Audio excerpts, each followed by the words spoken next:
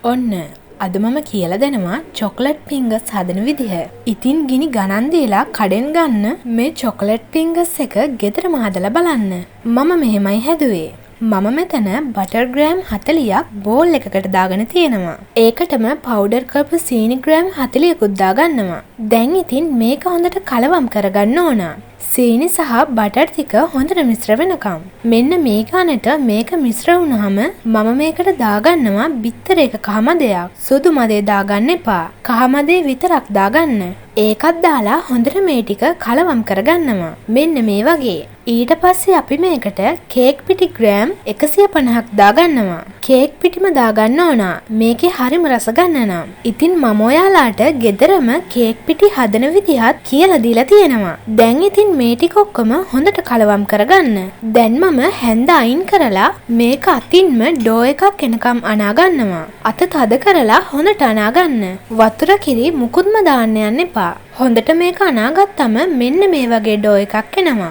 දැන් මේකෙන් පොඩි කොටසක් අරගෙන බෝඩ් එක උඩ තියලා මෙන්න මේ වගේ රෝල් කරගන්නවා. ගොඩක් අත තද කරලා රෝල් කරන්න යන්න එපා. ලාවට අත තද කරලා මෙන්න මේ ගානට එනකම් රෝල් කරගන්න. ඊට පස්සේ මේක මම බේක් කරන තැටි උඩින් තියාගන්නවා. මේ විදිහට ඔක්කොම ටික හදාගන්න. දැන් අපි මේක බේක් කරගන්න ඕන. සෙල්සියස් අංශක 170ට විනාඩි 10ක් ප්‍රීහීට් කරපු oven එකේ විනාඩි 12ත් 14ත් අතර කාලයක් මේක බේක් කරගන්න ඕන. ඔන්න මේ තියෙන්නේ ඒ විදිහට බේක් කරලා නියුණු චොකලට් ෆින්ගර්ස් බිස්කට් ටික. දැන් මම පීරිසියකට කුකින් චොකලට් ටිකක් කපලා දාගෙන තියෙනවා. මේක ඩබල් බොයිල් ක්‍රමයට දිය කරගන්න. ඊට පස්සේ බේක් කරපු ෆින්ගර්ස් එකින් එක අරගෙන මේ විදිහට චොකලට් වල තවර ගන්න තමයි තියෙන්නේ. පරිස්සමින් කරගන්න. මෙන්න මේ වගේ. මේ විදිහට ඔයා ඔක්කොම ටික චොකලට් වලින් තවර ගන්න. මේ තියෙන්නේ ඒ විදිහට මම චොකලට් තවරපු ෆින්ගර්ස් ටික.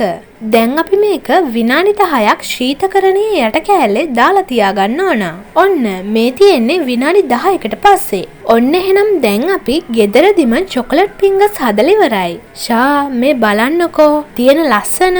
මම මේක සම්පූර්ණයෙන්ම චොකලට් වල තැවරුවේ නැහැ. අල්ලගන්න පුංචි කෑල්ලක් තියලා තමයි තැවරුවේ.